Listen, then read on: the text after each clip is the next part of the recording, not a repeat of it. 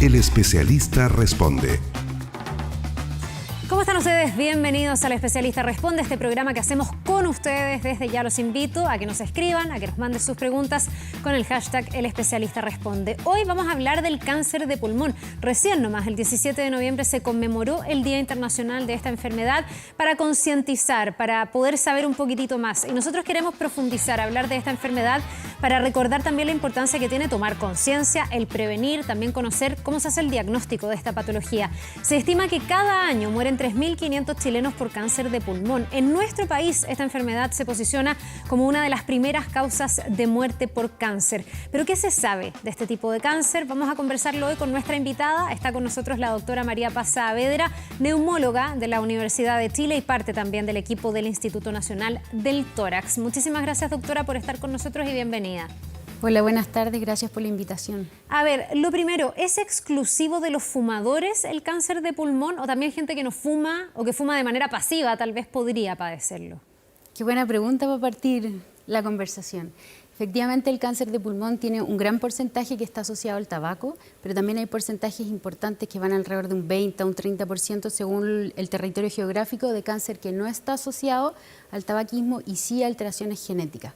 Por lo tanto, la respuesta a la pregunta es, efectivamente, no todos los cánceres de pulmón hoy en día está demostrado que son ligados al tabaco. Ya, ahora las probabilidades de un fumador y de alguien que efectivamente consume tabaco son mucho mayores, me imagino. Mucho. El tabaco mata al 50% de los fumadores. Hoy en día, la última encuesta del 2020 de la OMS refiere que hay 8 millones de muertes en el mundo asociadas al tabaco en el 2020. O sea, eso es terrible. Y de eso la discapacidad asociada a los que no se mueren es muy alta. Doctora, yo entiendo que la tasa de mortalidad que tiene esta enfermedad se relaciona harto con que es un cáncer bien silencioso en sus primeras etapas y que a lo mejor los síntomas, cuando uno los puede percibir, es como de manera un poco tardía. Quiero invitarla a que veamos una gráfica que preparamos con los síntomas para pensar cómo nos podríamos dar cuenta, pero no sé si estos síntomas nos van a hacer llegar tarde. Por ejemplo, tos persistente que puede incluir sangre, dolor de pecho, dificultad para respirar. ¿Esto es cuando el cáncer se está iniciando o cuando ya lo tengo ramificado y en verdad puede ser que me muera? La gran parte de los cánceres pulmonares, lamentablemente, aquí y en todo el mundo, se diagnostican en etapas avanzadas, en gran porcentaje en etapas 3 y 4. Por lo tanto, los síntomas generalmente son tardíos. Ahora, la herramienta que nosotros tenemos hoy en día, que está totalmente demostrado con mucha evidencia científica, es el screening de cáncer de pulmón con escáner de baja dosis. Por lo tanto, hoy en día, para todos los que nos dedicamos a cáncer pulmonar, lo más importante y la herramienta que más nos va a permitir reducir la mortalidad por cáncer de pulmón va a ser el escáner de baja dosis, antes que pensar en los síntomas. Ya, o sea, los síntomas sí podrían ser tardíos, efectivamente. Pueden ser tardíos, que en la mayoría de los casos es así. Revisemos cuáles más podrían ser, aunque, por lo que estoy entendiendo, es mejor prevenir o chequearse antes de que esto aparezca. Ya hablábamos de la tos, hablábamos del dolor de pecho, sibilancias, que no sé qué, será como un soplido al momento de ruidos que uno respirar, escucha, sí, efectivamente. Ya, la sensación de cansancio todo el tiempo, que bueno, es bien inespecífico, porque eso lo podríamos tener por distintas razones, y la pérdida de peso sin causa conocida. ¿Por qué razón uno se haría un escáner antes de que todo esto aparezca, de que uno sospeche? ¿Es un examen de rutina que todos nos deberíamos hacer? ¿Es que si soy fumadora debo tener conciencia que me tengo que hacer este examen? Si tengo, no sé, antecedentes en mi familia. Lo más importante del screening es que tenemos que saber a quiénes hay que pedirles el examen, porque no es un examen para todos y no en todos los casos va a ayudar. No es como el chequeo preventivo que nos hacemos, el chequeo anual, no. En primer lugar, quiero decir que la radiografía de tórax no sirve para diagnosticar cáncer de pulmón. ¿Ya? Qué Eso buen es súper punto. importante porque dentro de los colegas es algo que necesitamos ir cambiando. Necesitamos que entendamos toda la comunidad médica que aquí lo que sí nos va a dar herramientas para prevenir es el escáner de baja dosis. La indicación son pacientes de alto riesgo, o sea, pacientes fumadores con un índice de paquetes de años mayor a 30, que tengan un rango etario entre 55 y 75 años. Perdón, ¿qué es eso de paquetes años? Es un índice que uno hace en cuanto a los años que uno lleva de fumador y la cantidad de cigarros que uno fuma en el día. ¿Y eso nos ve como un promedio? No sé, alguien que fuma más de tantos cigarros Lo que pasa diarios. Es que más de 100 cigarros en la vida se considera un tabáquico importante. Más de 100 cigarros en toda la vida. En la vida. O sea, si una persona se fuma un cigarro diario, está 3 veces por sobre lo que estamos diciendo. Claro, lo que pasa es que en el fondo con esa cantidad uno ya tiene que sospecharlo, ya tiene que ir a identificar y a buscar dirigidamente la cantidad de tabaco para hacer este cálculo del índice paquetes año. Ya, doctora, la había interrumpido, perdón. Se fija esto, digamos, la cantidad de paquetes años, dice usted. En el fondo, ¿cuánto fuma la persona? También la edad. Entre 55 y 75 es el principal rango. Y además los pacientes que sean fumadores o que hayan sido fumadores y que hayan dejado los últimos 15 años el hábito tabáquico. Ya, y ellos deberían hacerse este examen. Ellos tienen indicación de hacerse screening con escáner de baja dosis. Y eso podría pesquisar el cáncer en una etapa temprana. Efectivamente. ¿Y ahí se puede derrotar este cáncer? Efectivamente, porque lo que han demostrado todos los estudios, el último estudio grande holandés, que es el estudio Nelson, que se publicó a principios de año, demuestra que esta herramienta diagnóstica permite reducir la mortalidad en un 26%, más que la mamografía, más que cualquier otro método de screening para cualquier tipo de cáncer. Entonces, hoy en día, lejos tenemos la herramienta más poderosa para cualquier cáncer. Esto es bien esperanzador. Bueno, estamos hablando como el gran factor de riesgo, el tabaco, pero hay otros factores de riesgo. A ver si podemos revisar también otra gráfica que tenemos para poder ir apoyando nuestra conversación. Número 1, y ahí está, tabaquismo, principal causa de cáncer de pulmón. Entre el 80 y 90% de los casos están relacionados con los fumadores. Exponerse al humo ambiental del tabaco, ¿qué pasa con los fumadores pasivos? Que es tan injusto, además. Lo mismo, no los protegemos, niños, adultos mayores. Efectivamente, si uno aspira el humo por habérselo fumado o por estar en un ambiente contaminado, finalmente el riesgo también es alto. Por lo tanto, eso es lo que pasa. Terminan siendo un fumador sin querer serlo. Ya, ahora, es más grave el que fuma que el pasivo, ¿no? Porque muchas veces escuché que el pasivo se llevaba peor parte que el que fuma. No sé si es un mito. Yo creo que es un mito, pero el riesgo es muy alto. O sea, en mujeres es muy notorio. La mujer de hace 50 años que vivía con el marido muy fumador, efectivamente termina con cáncer pulmonar. Ya, vamos a ver los otros factores de riesgo, donde también en el fondo le estamos poniendo más ingredientes a la posibilidad de enfermar de cáncer de pulmón. Antecedentes personales o familiares de cáncer de pulmón, exposición al radón y al asbesto. Estos son como metales, me imagino, contaminación, ¿o no? Sí, contaminación. Se supone que en el norte son áreas todavía contaminadas. El radón se está todavía estudiando, sobre todo en Estados Unidos, que hay alta contaminación por radón. Y aquí en Chile recién se está empezando a evaluar y a tener certeza dónde hay áreas más contaminadas. Sí, porque tenemos, entiendo, una alta prevalencia de esta enfermedad, de este cáncer en Antofagasta. Efectivamente, es una zona de alto riesgo. Ya, y exposición al arsénico en el agua potable, que también es otro tipo de contaminación. Me interesa quedarme con lo de los antecedentes personales o familiares del cáncer de pulmón. ¿Qué significa esto? ¿Que mi mamá tuvo cáncer, que mi papá tuvo cáncer, que una tía, una hermana? ¿Cuál es el grado ahí? Generalmente son familiares de primer grado, ya sea padres o hermanos, es como lo más frecuente. Ahora, son cánceres más específicos, mucho menos frecuentes que el asociado a consumo de tabaco o a otros contaminantes. Por lo tanto, es un poco menos frecuente, pero nosotros siempre lo preguntamos. Cuando hacemos una buena anamnesis, siempre va el antecedente de un familiar en primer grado con cáncer de pulmón. Ya. Doctora, ¿diferencia por género esta enfermedad? ¿La padecen más los hombres que las mujeres o viceversa? Entiendo que en Chile fuman más las mujeres que los hombres. No sé si estoy equivocada o desactualizada, tal vez. Lo que pasa es que se ha visto que en la última encuesta nacional de salud del 2017 hay un aumento importante en el tabaquismo en las mujeres, ya principalmente asociado al consumo de cigarros mentolados y con clic. Ya es súper notorio. En los hombres ha ido bajando el consumo, pero en el fondo no alcanza a ser tan importante. Pero ellos llevan como la ventaja en todas las medidas que se han tomado de control de tabaco. Ya. No así en el grupo de las mujeres. Ya, pero en el fondo, hombre y mujer tienen la misma probabilidad de enfermar si es que son fumadores empedernidos. Efectivamente. ¿No diferencia por género? No, más bien diferencia por quién fuma más o menos. Ya. Doctora, hablemos de las fases. Recién yo le preguntaba qué tan importante es llegar temprano, pero también qué tan difícil es porque los síntomas son tardíos. Expliquemos un poco cómo evoluciona, qué es lo que le pasa al organismo con este cáncer, cómo aparece y cómo se va desarrollando hasta llegar a ser una de las principales causas de muerte por cáncer en el mundo. Efectivamente. Bueno, el 2021 está pronosticado que aquí en nuestro país sea la primera muerte asociada a cáncer en Chile. La primera causa de muerte, el de cáncer a pulmón. Efectivamente. Ya. El problema es que esta neoplasia o un cáncer empieza por un crecimiento desordenado de un grupo celular y este grupo celular va creciendo. Por lo tanto, empiezan a haber síntomas cuando se comprometen otras estructuras. Empiezan a haber ruidos pulmonares cuando compromete la vía aérea o empieza a haber dolor cuando compromete la pared del tórax. Perdón, pero para tratar de entender la gráfica, este va a ser un tumor, ahí dice que mide en la primera etapa 3 centímetros, que va a estar encapsulado dentro del pulmón, al principio. Puede ser, y a veces no es tan así. Ah, a veces ya se A ramifica desde veces, el comienzo. efectivamente, tumores pequeños de histología o de un tipo histológico muy agresivo pueden tener localizaciones secundarias con menos de 3 centímetros. Chuta, ya. Después pasamos a la segunda etapa, donde ya este tumor empieza a crecer y se puede ir extendiendo, agarrar ganglios, etcétera. ¿Se sabe cuánto tiempo puede demorar el desarrollo de este cáncer? No, no hay tiempo establecido así como certeros. Ya. Pero sabemos si es lento, rápido, va a depender mucho del individuo.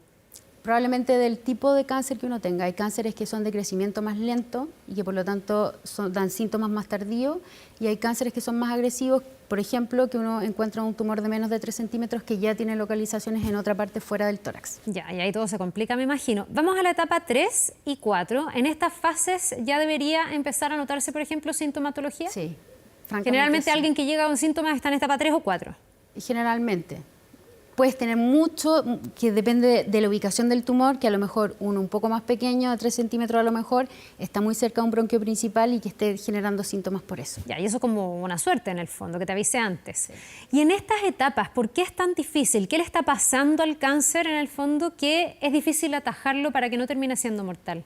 Lo que pasa es que el tamaño se asocia al compromiso linfático o de ganglios. Por lo tanto, en esa etapa y con ese tamaño, la probabilidad de que tenga compromiso ganglionar mediastínico o retroesternal es muy alta, y por lo tanto la capacidad que tenemos nosotros con las herramientas que tenemos hasta hoy en día de detener el crecimiento y la diseminación vía linfática es mucho más difícil y menos posible. Claro, además que aquí lo que dice por lo menos en la etapa 4, bueno, y también en la etapa 3, es que ya se puede haber ido comprometiendo, además de los pulmones, el corazón, la tráquea, el esófago, diafragma.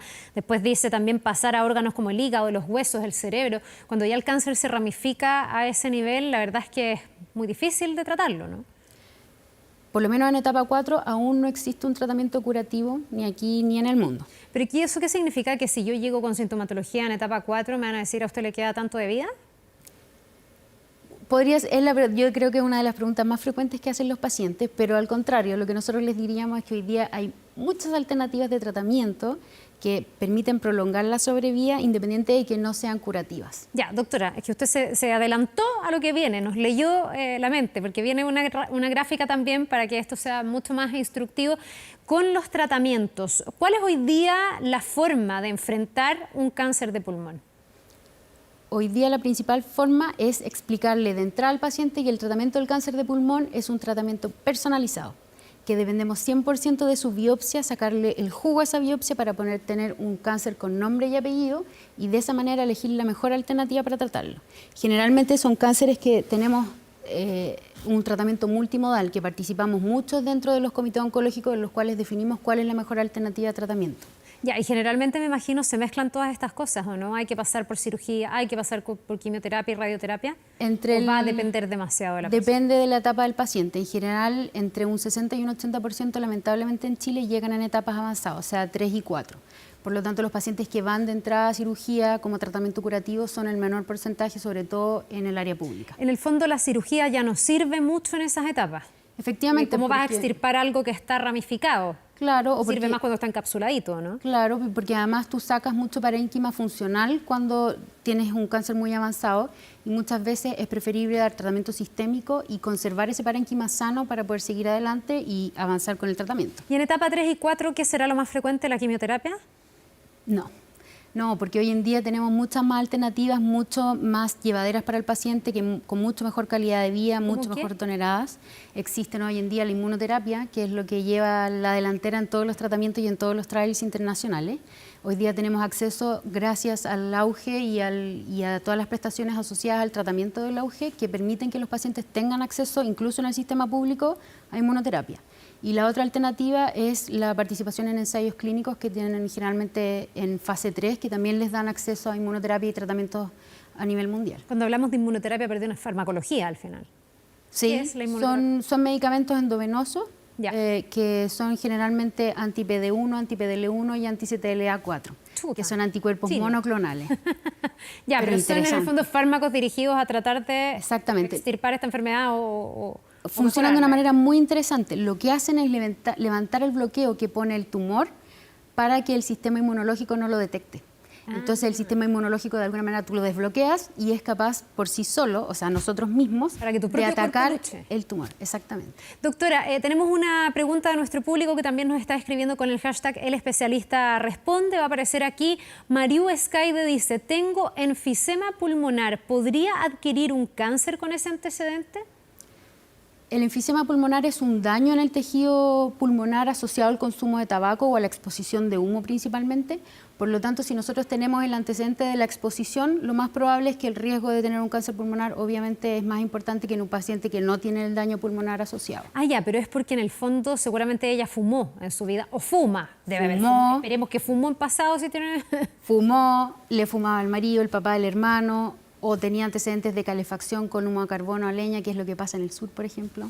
Todas esas cosas. Ya, pero no influyen. necesariamente uno va a tener un enfisema antes. En el fondo podría venir No, el cáncer el solo. enfisema lo único que no traduce... es que este sea un predictor del cáncer. No, lo que traduce es que hay un daño pulmonar asociado a la exposición a humo y que por lo tanto uno puede deducir que fue tabáquica o tiene antecedentes de exposición a otro carcinógeno importante. Perfecto. Doctora, cuando una mujer embarazada fuma, ese feto, que en el fondo está recibiendo el tabaco, esto no debería pasar, pero lamentablemente pasa, ¿va a tener más riesgo el día de mañana de desarrollar un cáncer de pulmón? Podría, Porque pero hemos hablado de los componentes genéticos, hereditarios, me imagino que eso debe ser un daño súper directo. es muy directo, probablemente un feto muy alterado va a tener muchas otras enfermedades antes de desarrollar un cáncer pulmonar. Los cánceres asociados a factores genéticos generalmente tienen que ver con mutaciones específicas en ciertos genes que son los que hacen desarrollar el cáncer, más que la transmisión materno-fetal, por así decirlo. Ah, perfecto. El daño fetal es mucho más temprano por el consumo de tabaco, se va a ver manifestado en otras cosas antes que un cáncer pulmonar probablemente. Ya, perfecto. Vamos con otra pregunta de nuestro público también que nos está escribiendo con el hashtag El Especialista Responde. Elizabeth Castro dice, el haber estado contagiado de COVID-19 en estado grave o leve, ¿puede dar cabida a un posible cáncer de pulmón? Qué buena pregunta, porque en realidad lo que hemos visto del COVID es que queda muy debilitado todo el sistema respiratorio, los pulmones, sobre todo gente que ha estado intubada, por ejemplo. Sí, tenemos un problema grande nosotros, los que nos dedicamos a cáncer de pulmón con el COVID. ¿Por qué? Porque muchos de nuestros pacientes no están consultando por el miedo al contagio. Por lo tanto, tenemos muchos pacientes que lo más probable es que van a llegar durante el próximo año con síntomas de una enfermedad avanzada. Por lo tanto, más que haber tenido COVID, aquí lo que el COVID nos va a dejar en estos pacientes es que les vamos a hacer seguimiento de imágenes. Y en ellos probablemente puede que pesquisemos lesiones antes por haberle estado haciendo seguimiento por su COVID. Ya, Entonces, pero no es que el COVID no, detone el cáncer, no, es que en el fondo te va a servir no. para pesquisar temprano un eventual exactamente, cáncer. Pero eso es bueno dentro de lo malo. yo diría que es lo único bueno que podría traer el COVID, sobre todo para nosotros. Para esta área, ya no sé si es tan bueno, pero al menos llegar más temprano. Pero lo discutimos, la semana pasada pasó con la mamá de un colega que tuvo COVID y le pesquisamos un nódulo. Ah, chuta, ya, bueno, Así que, ahí se agradece la alerta, al menos. Doctora, Exactamente. nos vamos a ir a una pausa bien cortita, saludando a nuestros auspiciadores y seguimos de inmediato. Estamos hablando del cáncer de pulmón. Bien, seguimos conversando, profundizando sobre el cáncer de pulmón, una enfermedad que puede ser bien compleja si se detecta tarde, que es lo que usualmente pasa. Estamos con la doctora María Paz Saavedra, neumóloga de la Universidad de Chile, parte del equipo del Instituto Nacional del Tórax. Y vamos a una pregunta, porque ustedes nos siguen escribiendo con el hashtag El Especialista Responde. Carlos Salas dice, cuando uno tiene una tos seca constante, ¿puede derivar en enfermedades del pulmón?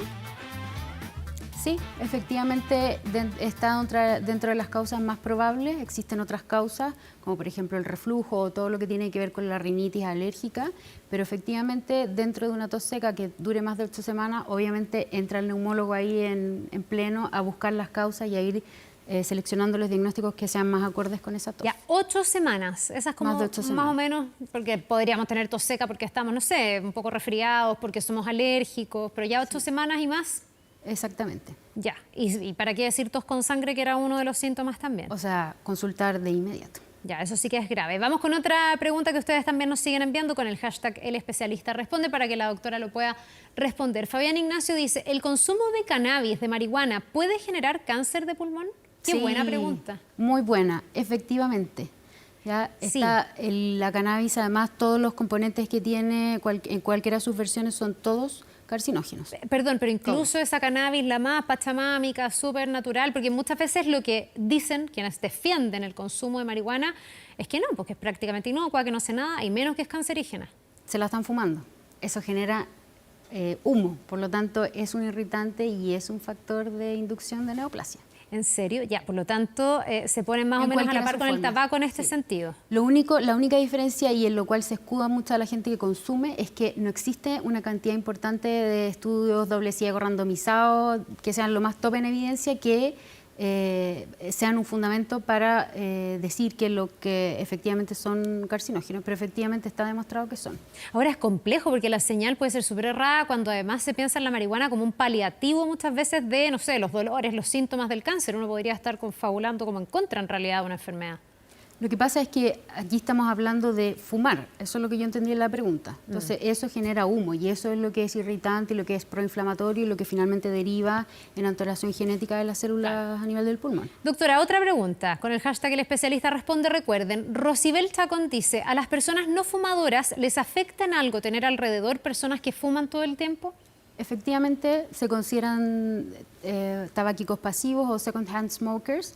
Por lo tanto, son efectivamente pacientes que tienen más riesgo de cáncer pulmonar que un paciente no fumador.